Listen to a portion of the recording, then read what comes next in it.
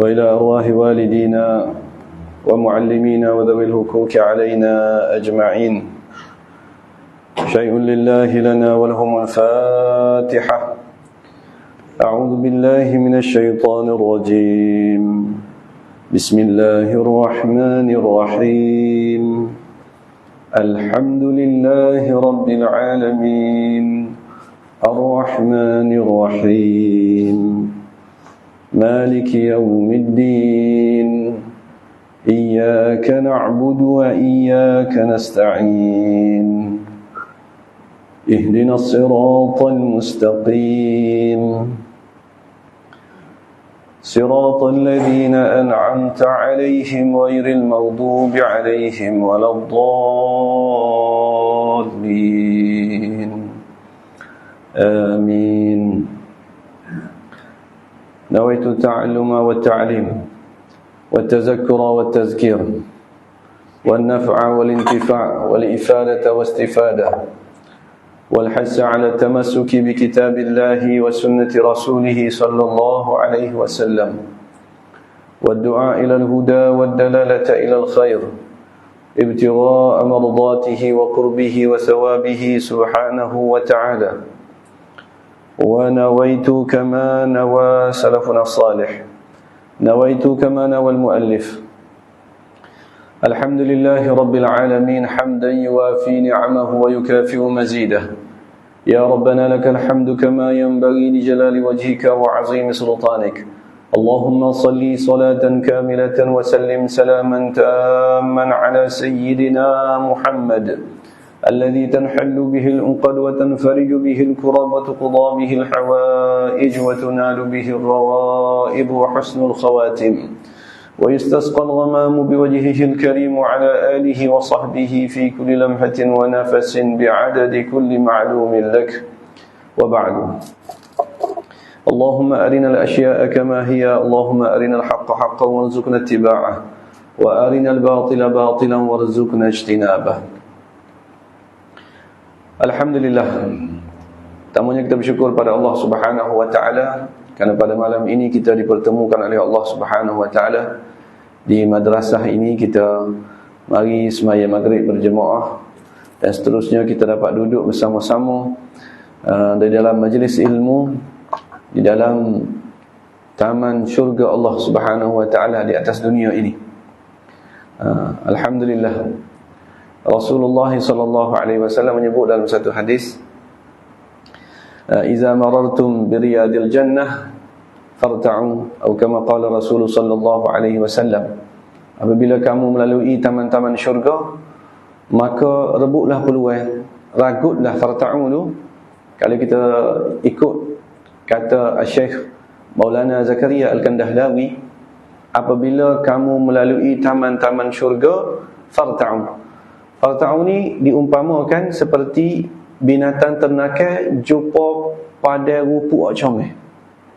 Binatang ternakan kambing lembu jumpa pada rupuk comel, maka dia akan duduk dan meragut makan rupuk.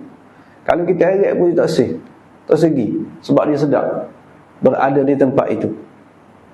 Maka itulah juga taman syurga itu apa dia? Majlis ilmu ataupun halaqah-halaqah zikir. Disebut halaqah zikr, halaqah zikir. Bila disebut halaqah zikir ini umum, termasuk juga majlis ilmu. Jadi diumpamakan oleh Rasulullah sallallahu alaihi wasallam berada di dalam majlis ilmu ini seperti berada dalam taman-taman syurga. Jadi rebutlah peluang. Sebagaimana binatang bila jumpa tempat yang comel tu, dia tak segera lagi lain duduk situ. Kita ni bila lalu ikut majlis-majlis ilmu ataupun lalu tengok ada majlis ilmu, maka rebutlah peluang untuk duduk di situ. Alhamdulillah kita boleh bersama dalam majlis ini pada malam ini. Dan hamba nak minta maaf banyak-banyak, pada minggu lepas tidak dapat hadir, ada urusan. Minggu lepas tak ada. Dan pada malam ini pun tuan-tuan, oleh kerana pada pertemuan kita yang 2 minggu lepas ada sedikit kesilapan teknikal, jadi kita tak boleh buat online pada malam itu. Buat online pun online yang tak berapa comel lah mana, dan juga hamba pun tak berapa pandai abad tu. Jadi pada malam ini ni hamba akan baca sekali lagi hadis yang ke-11. hadis yang ke-11 kita baca sepintas lalu, dan insya-Allah kalau ada masa kita akan masuk hadis yang ke-12. Jadi tuan-tuan, dalam buku tu muka surat 34. Qala al-musannif al-Imam an-Nawawi rahimahullahu ta'ala, nafa'ana Allahumma bi'ulumihi wa 'ulumikum fid darain amin. Al-hadithul 11 an Abi Muhammad an Abi Muhammadin al-Hasan ibn Ali ibn Abi Talib سبت رسول الله صلى الله عليه وسلم وريحانته رضي الله عنهما قال حفظت من رسول الله صلى الله عليه وسلم دع ما يريبك إلى ما لا يريبك رواه الترمذي والنسائي وقال الترمذي حديث حسن صحيح صدق رسول الله صلى الله عليه وسلم أو كما قال رسول صلى الله عليه وسلم. Hadis kita pada malam ini, hadis yang ke-11 ini, berkait dengan meninggalkan perkara yang meragukan. Meninggalkan perkara yang meragukan. Kata ulama, dalam akhlak ini, akhlak Islam ini kembali kepada 4 hadis. Kita dalam akhlak, kata ulama ni, ada sebahagian pendapat yang menyatakan bahawasanya dalam ilmu akhlak ni kita merujuk ataupun kita merujuk kepada 4 hadis yang utama. Dan salah satunya ialah ini yang kita baca pada malam ini. Da' ma yaribuka ila ma la yaribuka. Hadisnya pendek sahaja.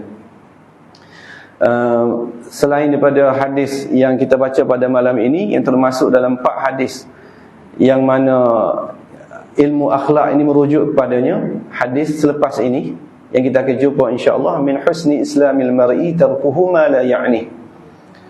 Dan hadis yang satu lagi, yang ketiga, disebut dalam satu riwayat, seorang sahabat mari bertemu dengan Rasulullah sallallahu alaihi wasallam. Dia tanya kepada Rasulullah, wahai Rasulullah, berilah wasiat kepadaku. Wahai Rasulullah, berilah wasiat kepadaku. Maka Rasulullah kata, jangan marah, la taghdab, jangan marah. Jadi itu hadis yang ketiga. Hadis yang keempat ada juga dalam kitab ni. Insya-Allah kita akan jumpa tak lama lagi. Hadis berkait dengan la yu'minu ahadukum hatta yuhibba li akhihi ma yuhibbu li nafsihi, ma yuhibbu li nafsihi. Itu pandangan ulama berkait dengan hadis ini. Jadi nak ayat kepada kita ialah hadis ini adalah salah satu hadis yang penting yang membentuk akhlak kita, yang membentuk perangai kita, yang boleh membaiki perangai kita. Baik, kita tengok terjemahannya. Erti hadis daripada Abi Muhammad, iaitu Al-Hasan bin Ali bin Abi Talib. Jumpa dah. Abang sebut dah juga sebelum ni, tapi abang ulang jugalah. Abi Muhammad itu dipanggil kunyah. Abi Muhammad itu dipanggil dengan kunyah. Kunyah ni berapa? Kunyah ini ialah gelaran yang bermula dengan Abu ataupun Ummu. Katakanlah nama Abu Bakar, itu dipanggil kunyah. Ataupun gelaran Abu Hurairah, itu dipanggil kunyah. Ada gelaran yang tidak ada kunyah. Contoh ke boleh contoh? Contoh Al-Faruq. Al-Faruq ni gelaran pada Sayyidina Umar bin Al-Khattab radhiyallahu ta'ala anhu. Itu tidak dipanggil kunyah. Kunyah ni yang ada Abu ataupun Ummu di hadapan. Ataupun kunyahnya lagi, ataupun gelaran yang tidak ada kunyah, Zunurain. Zunurain itu adalah gelaran kepada Sayyidina Uthman bin Affan. Jadi Abi Muhammad ini adalah gelaran ataupun kunyah Sayyidina Hasan bin Ali. Diriwayatkan bahawa kunyah ini diberikan oleh Rasulullah sallallahu alaihi wasallam kepada beliau radhiyallahu taala anhu. Hasan bin Ali. Hasan bin Ali ni siapa dia? Cucu Nabi sallallahu alaihi wasallam. Dalam hadis itu disebut sibti Rasulullah sallallahu alaihi wasallam. Sibti ni kata guru kita Al-Fadhil Ustaz Ahmad Fuad bin Amran hafizahullah taala. Sibti ni ialah cucu adik anak perempuan. cucu alik anak perempuan, dipanggil sibt dalam bahasa Arab. Rasulullah SAW ada anak perempuan yang namanya Fatimah binti Muhammad, Fatimah Zahra binti Muhammad. Jadi Fatimah binti Muhammad sallallahu alaihi wasallam radhiyallahu taala anha telah melahirkan Sayyidina Hasan ini. Jadi dipanggil Sibti. Sibti Rasulullah sallallahu alaihi wasallam, cucu Nabi sallallahu alaihi wasallam. Cucunda Rasulullah sallallahu alaihi wasallam dan kesayangannya radhiyallahu anhuma, raihanatihi, kesayangannya, wa raihanatihi, kesayangannya, orang yang sangat disayangi oleh Rasulullah sallallahu alaihi wasallam, Sayyidina Hasan bin Ali. Disebut bahawa pada waktu Rasulullah sallallahu alaihi wasallam sedang berkhutbah dalam satu peristiwa di mana Rasulullah sallallahu alaihi wasallam sedang berkhutbah di atas mimbar, maka pada masa itu marilah cucunya, budak kecil yang ngakak lagi lah, kita kata masih lagi mengakak, tak reti nak berjalan belah mana. Sayyidina Hasan ini pada waktu dia bayi ataupun kanak-kanak, dia pergi masuk dalam masjid Rasulullah sallallahu alaihi wasallam sewaktu Rasulullah sallallahu alaihi wasallam sedang berkhutbah. Dan dia telah pergi ke mimbar, menyerukah mimbar Nabi sallallahu alaihi wasallam, dan pada masa itu Rasulullah sallallahu alaihi wasallam sedang berkhutbah. Bila dia tengok cucu Nabi, Rasulullah sallallahu alaihi wasallam tengok cucu dia sedang rukah mimbar itu, maka dia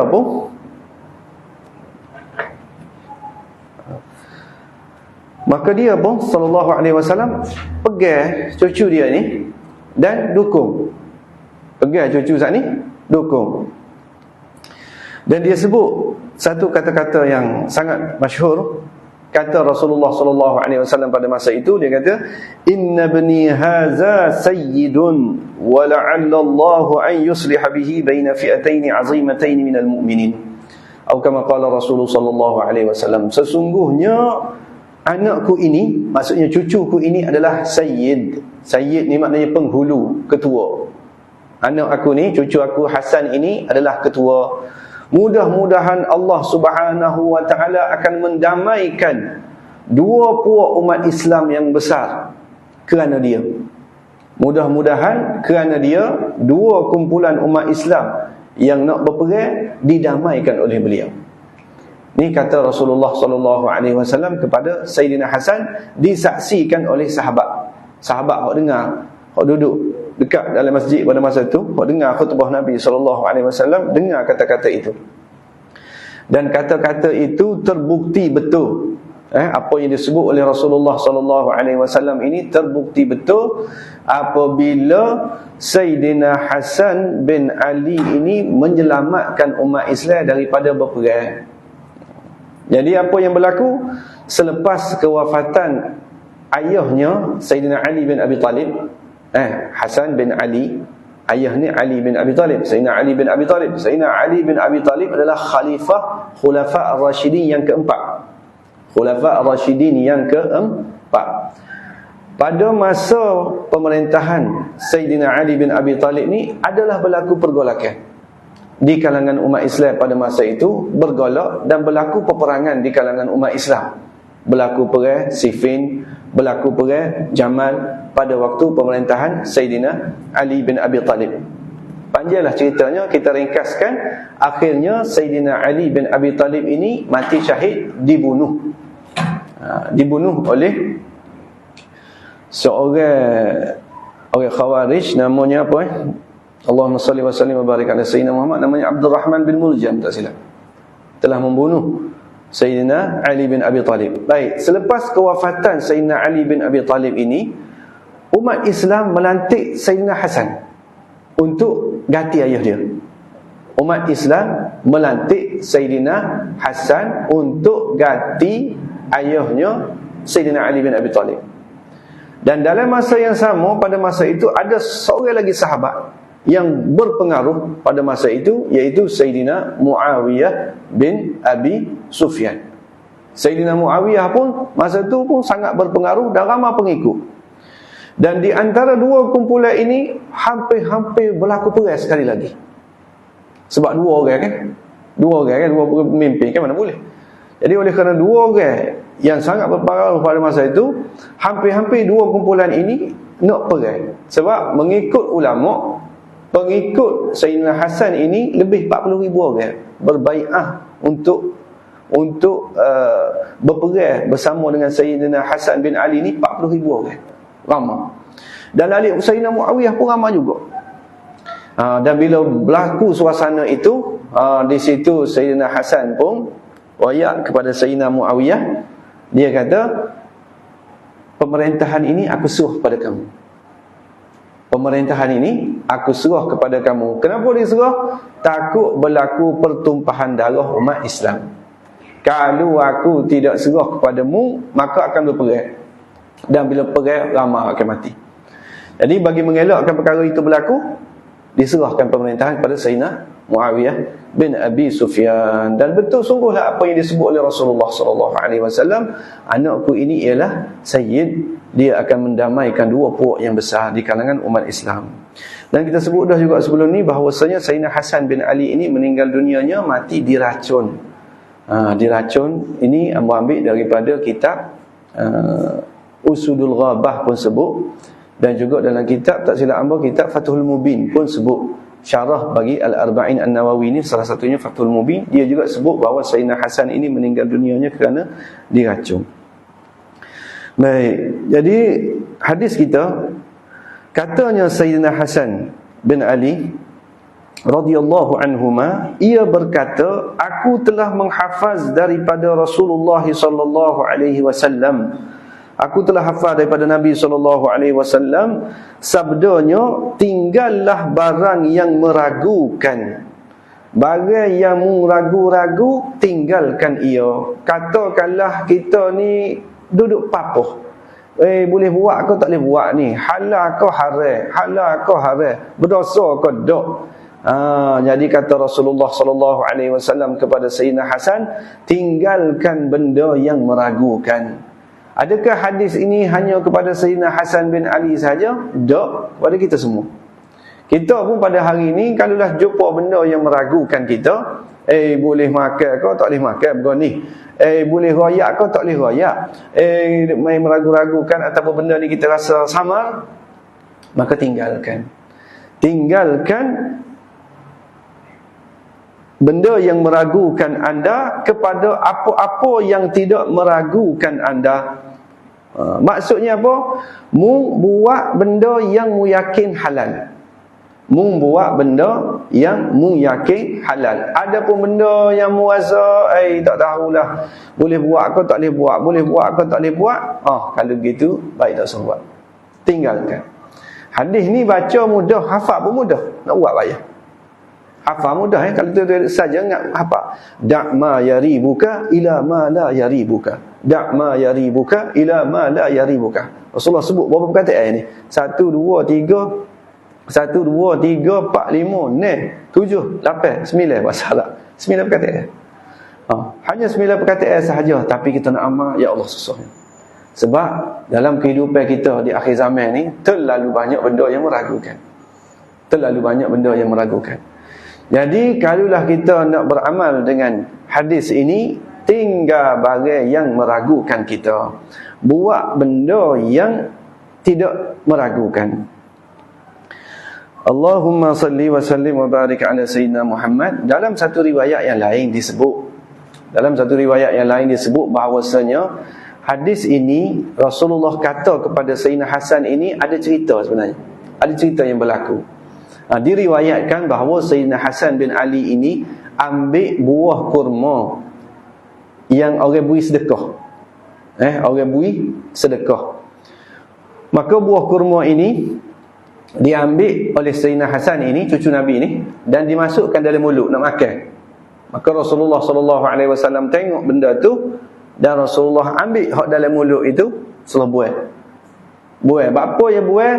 Sebab ahli keluarga Rasulullah SAW, ahli bait Rasulullah SAW ni tak boleh makan harta sedekah. Maka dibuang buah kurma itu, buah tamar itu dibuang, dan disebut kepada Sayyidina Hasan cucunya, yang kata da' ma yaribuka ila ma la yaribuka, tinggalkan apa yang kamu ragu-ragu kepada apa yang kamu tidak ragu-ragu. Gitu. Dalam hadis ini kita boleh faham, ada ulama dia kata begini, dalam satu riwayat disebut bahawasanya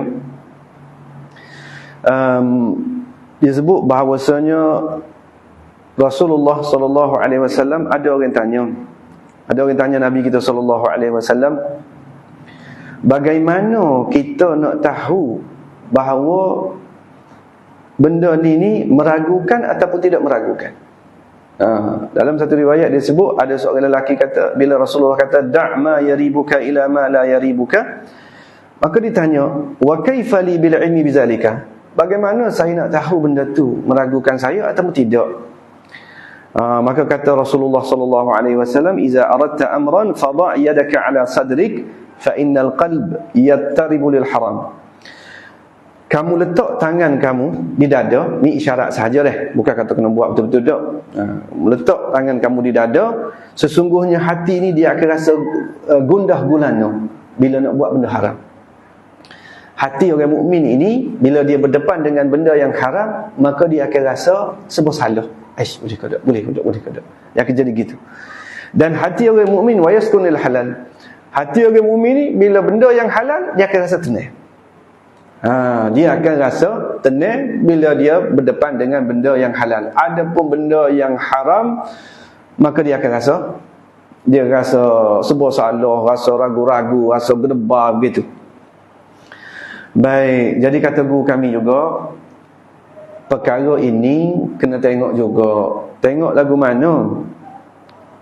Tengoknya sekiranya kita ini orang soleh, orang yang saleh, maka kita boleh guna kaedah letak tangan dada saat ni.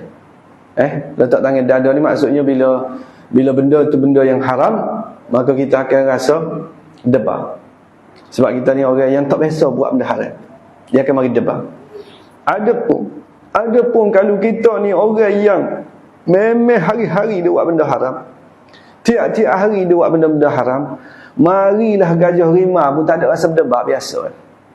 Bahkan kata ulama, al-ghariku la yakhshal balal, orang yang lemas tidak akan takut untuk basah. Orang yang lemas, orang yang sudah jatuh dalam laut, lemah, dia tak usi nak dapat basah. Aku masuk dalam air dah, takut apa basah? Maksudnya apa dia? Maksudnya orang yang sudah biasa melakukan dosa-dosa besar, kalau buat dosa-dosa biasa ni, tak ada bersatu. Tak biasa buat dah. Jadi bila berdepan dengan benda-benda yang haram, tak ada rasa berapa, natural gitu ya dia buat. Maka itu kata ulama. Kita nak guna kaedah, nak letak hati ni ke debar ke tak debar ni, tengok tuai juga. Kalau tuai tak berjuru, tak sadut terah lah cara tu je, kena kita tanya orang yang soleh. Tanya orang soleh, benda ni halal ke haram. Jadi hadis ini diriwayatkan oleh At-Tirmizi. At-Tirmizi, tuan-tuan tahu tak At-Tirmizi ni namanya apa dia? At-Tirmizi ni, At-Tirmizi boleh baca, At-Turmizi boleh baca, At-Tirmizi boleh baca. Diriwayatkan oleh At-Tirmizi. At-Tirmizi ni seorang ulama hadis.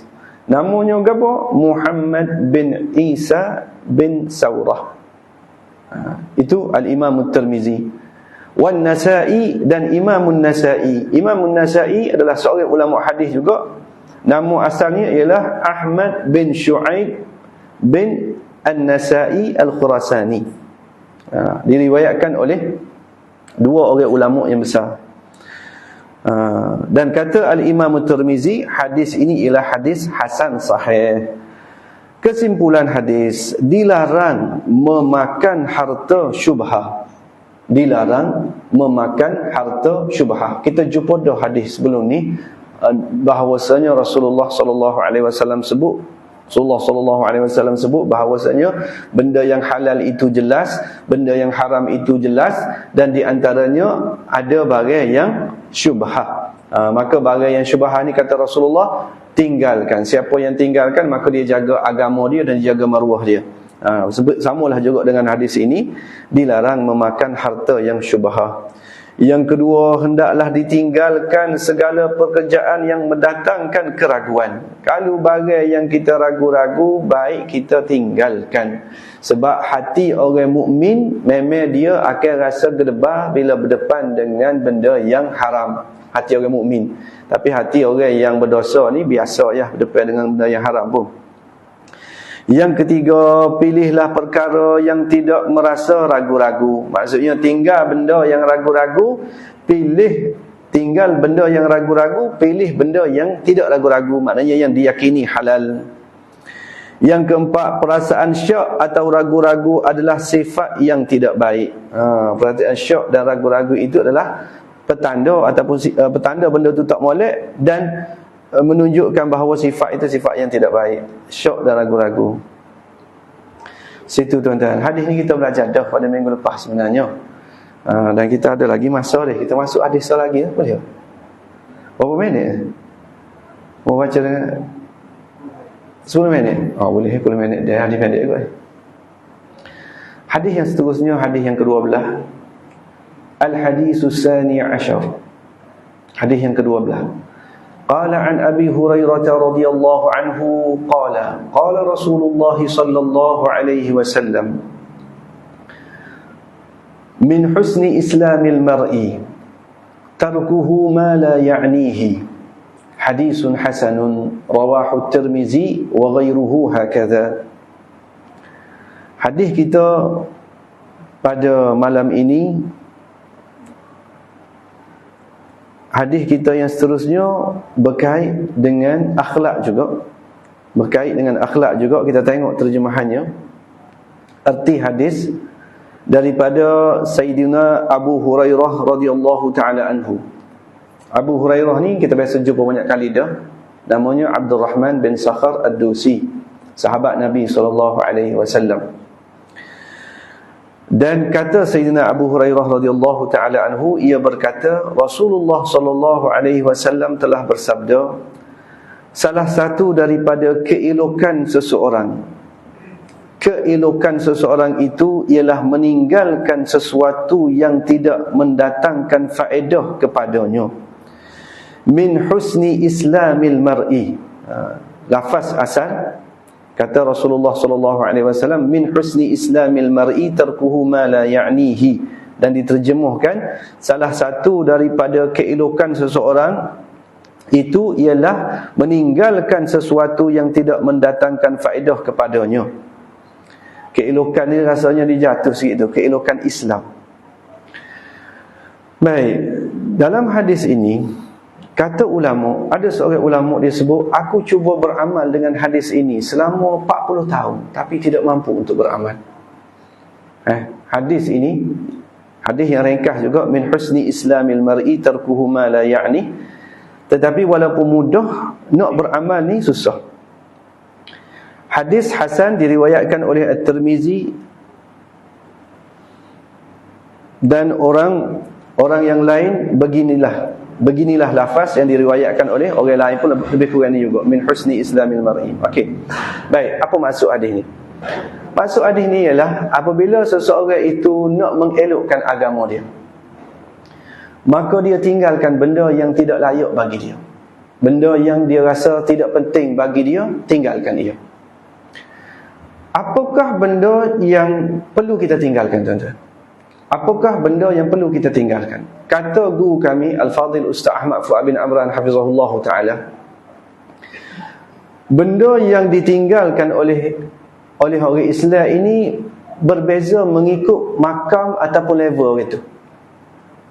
Mengikut level ataupun makam seseorang itu berbeza. Ada manusia yang dia akan meninggalkan perkara yang merupakan dosa besar. Bila benda itu dosa besar, barulah dia tinggalkan. Kalau barang itu dosa kecil-kecil, dia buat. Dia buat. Maka itu satu level, meninggalkan dosa-dosa besar. Ada level yang lebih baik ataupun kedudukan manusia yang lebih baik, setelah ditinggalkan dosa-dosa besar, maka dia tinggalkan dosa-dosa kecil. Dosa-dosa kecil pun ditinggalkan juga. Jadi itu level yang lebih tinggi. Level yang lebih tinggi. Baik, ada level yang lebih tinggi lagi, ialah ditinggalkan dosa-dosa besar, ditinggalkan dosa-dosa kecil, ditinggalkan benda-benda makruh. Benda yang makruh, benda yang mana kalau kita buat pun tidak berdosa, tapi kalau kita tinggalkan dapat pahala, ditinggalkan juga benda tu. Benda yang makruh pun ditinggalkan. Maka sebab itulah kata ulama, hadis ini walaupun pendek, tapi ada ulama yang kata aku cuba beramal dengan hadis ini berpuluh tahun, tapi aku tak boleh nak amal. Tak boleh nak menyempurnakan maksud hadis ini sebagaimana yang dikehendaki oleh Rasulullah sallallahu alaihi wasallam. Sebab apa? Sebab manusia ni makin dekat dengan Allah Subhanahu wa taala, makin dia perasan banyak benda yang dia tak patut buat dalam hidup ni. Dan di dalam hadis ini juga kita boleh faham bahawasanya ada perbuatan kita tiap-tiap hari ni ada benda yang penting, ada benda yang tak penting. Sebab Rasulullah sallallahu alaihi wasallam kata tinggalkan benda yang tidak penting. Tinggalkan benda yang tidak penting. Bererti di sana ada benda yang penting. Hak tak penting tu tinggal, hak nak buat ke apa? Hak penting tu buat. Hak penting kita buat, hak tak penting itu kita tinggal. Jadi gapo hak penting, gapo hak tak penting. Gapo yang penting dan gapo yang tidak penting. Hak inilah berbeza di kalangan manusia. Di kalangan manusia penilaian iman itu berbeza. Ada orang dia kata aku ni sudah tua dah. Aku ni sudah tua dah. Aku rasa tidak layak dah bagi aku untuk apa dia? Untuk berbuah-buah, duk mai haji atas wakah, duduk kedai kopi mai haji tu rasanya tak layak dah bagi aku tu. Bukan kerja aku ni tua dah. Contoh. Maka dia pun tinggalkan perkara itu. Sebab apa? Bagi dia benda itu sudah tidak penting, tinggalkan. Jadi bila dia tinggalkan perbuatan itu, maka dia sudah mengelokkan agama dia, mengelokkan Islam. Min husni islamil mar'i tarkuhu ma la ya'ni. Bagi dia mai haji, bagi dia mai haji adalah benda yang tidak molek. Ada orang yang dekat dengan Allah Subhanahu wa taala, yang tiap-tiap hari mari semaya, tak pernah tinggal semaya Jumaat. Tidak pernah tinggal semaya berjemaah. Ni cerita Tok Wali lah. Cerita Tok Wali kita dengar sajalah, kita nak buat payah. Ada seorang Tok Wali ni, hari-hari orang soleh ni, hari-hari dia mari semaya berjemaah dan selalu mari awal. Tak pernah lewat. Tidak pernah lewat. Maknanya Tok Imam takbir, dia sudah ada di belakang dan takbir bersama Tok Imam. Tiba-tiba satu hari dia mari lambat. Mari semaya itu lambat. Bila dia mari lambat, maka Tok Imam bagi salat tu dia kena tambah rakaat. Tak, dia mari lambat kan, contohnya mari rakaat kedua, mari rakaat ketiga, maka dia kena bangun dan tambah rakaat. Bila dia bangun, maka barilah Allah, dia kata malulah berasa. Malulah Moga tak biasa ni dia. Tak biasa kan, duk rasa duk biasa duk mari awal sama. Tiba-tiba hari tu dia rasa malu.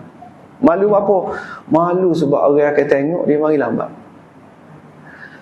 Dalam keadaan dia mari perasaan malu itu terlintas pula satu lintasan yang Allah Subhanahu wa taala ilhamkan kepada dia. Bapa aku rasa malu. Adakah dulu aku mari awal tu kerana manusia? Tak. Aku mari awal semaya tu kerana manusia ke kerana Allah? Bapa bila manusia tengok aku mari lambat, aku rasa malu. Maka apa dia buat? Ni orang yang soleh, kita tak boleh nak tiru. Apa dia buat? Dia qada balik semaya bapa. Tu orang-orang yang level yang tinggi. Sebab tu kata ulama, hasanatul abrar sayyiatul muqarrabin. Hasanatul abrar, benda-benda yang baik di sisi orang-orang yang baik. Bagi kita ni mari sembahyang Jumaat comel dah, mari lewat biar gila orang lain belana lagi tak sembahyang Jumaat. Lewat dah. Tapi bagi orang yang muqarrabin tu masih lagi ada dosa lagi tu. Sebab apa? Tidak ada lagi khusyuk, tidak ada lagi ikhlas, tidak ada lagi, tu level yang lebih tinggi. Sebab itu kata ulama, untuk beramal dengan hadis ini susah. Dia mengikut level seseorang. Ambil contoh tu. Contoh. Jadi meninggalkan benda yang tidak layak, yang tidak memberi faedah kepadanya. Hadis hasan diriwayatkan. Baik, kesimpulan hadis.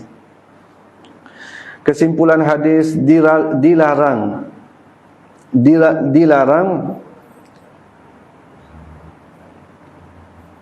tak apa. Dilarang menggangui. Betul ke? Menggangui ya? Dilarang menggangui urusan orang lain.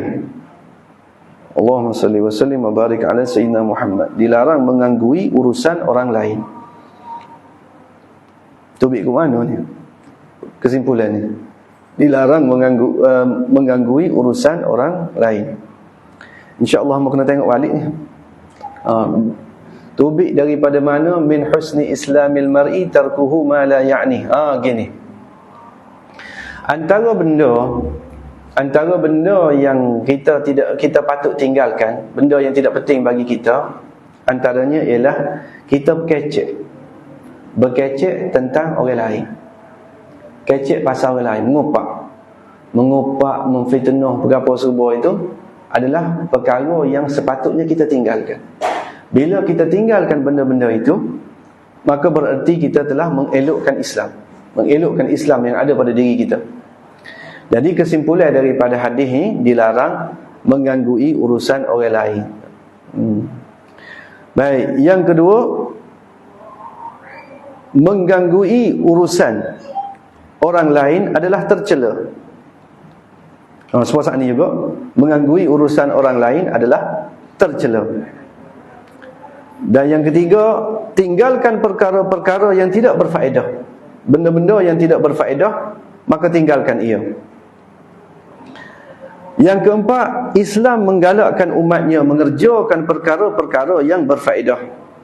Jadi dalam hadis ini, tuan-tuan, dalam hadis ini kita boleh faham bahawasanya ada benda yang penting, yang berfaedah, ada benda yang tidak berfaedah. Ada benda yang berfaedah dan ada benda yang tidak berfaedah. Maka bagi orang mukmin, dia kena buat benda yang berfaedah dan meninggalkan benda yang tidak berfaedah. Ada pun orang yang kita kata tidak sempurna imannya, orang yang tidak sempurna imannya, maka dia akan buat benda yang tidak berfaedah dan meninggalkan benda yang berfaedah. Faham tak? Benda hak sepatutnya dia buat, dia tak buat. Benda hak sepatutnya dia tak buat, hak tu hak dia buat. Itu orang yang tidak sempurna imannya. Contohnya berapa? Buat contoh pula kat panjang. Contohnya kita ni sehari-hari hidup, apa yang kita tak boleh tinggal? Kita tak boleh tinggal sembahyang, tak boleh tinggal. Tak boleh tinggal juga, kalau boleh jangan tinggal zikir pada Allah Subhanahu wa taala. Tak kira lah nak baca la ilaha illallah ke astaghfirullah, wirid tu kena ada tiap-tiap hari. Gapo lagi? Al-Quran tak boleh tinggal. Buat baik pada manusia tak boleh tinggal. Benda-benda yang itu sepatutnya kita kena buat. Tapi kita tinggalkan zikir, kita tinggalkan solat, kita tinggalkan Al-Quran, kita duk pergi telefon. Contoh lah ni, kau main telefon belakang, duk tengok TikTok, duk tengok IG, duk tengok Facebook, duk tengok benda yang tidak memberi banyak manfaat. Jadi kita duk kalut ke hak tu. Benda hak penting kita tinggalkan. Baik. Jadi Islam menggalakkan umatnya mengerjakan perkara-perkara yang berfaedah. Yang kelima, membuat perkara-perkara yang berfaedah akan diberi pahala. Ini semestinya. Membuat perkara yang berfaedah akan diberi pahala. Yang keenam, menggangui urusan orang lain adalah berdosa. Itu dia. Setakat itu, tuan-tuan. Ada satu riwayat lah sekalian.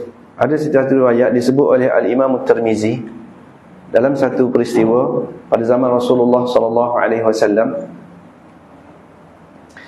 Seorang lelaki mati syahid.